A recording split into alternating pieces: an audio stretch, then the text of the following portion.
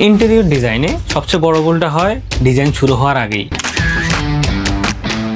আমরা অনেক সময় দেখি ক্লায়েন্ট পিন্টারেস্ট বা সোশ্যাল মিডিয়া দেখে একটা আইডিয়া ফিক্স করেই আসে, তবে পিন্টারেস্ট বা সোশ্যাল মিডিয়া থেকে ইন্সপিরেশন নেওয়াটা ভুল কিছু না। প্রবলেমটা হয় তখনই যখন আমরা ধরে নেই এই ডিজাইনটা আমার বাসাতেও ঠিক একই রকম দেখাবে বা একই রকম মানাবে, বাট আপনি যে এই ইমেজটা দেখছেন সেটা একটি নির্দিষ্ট জায়গা, নির্দিষ্ট লাইটিং, নির্দিষ্ট লাইফস্টাইলের জন্য তৈরি করা, আর আপনার বাসাটা টোটালি ডিফারেন্ট।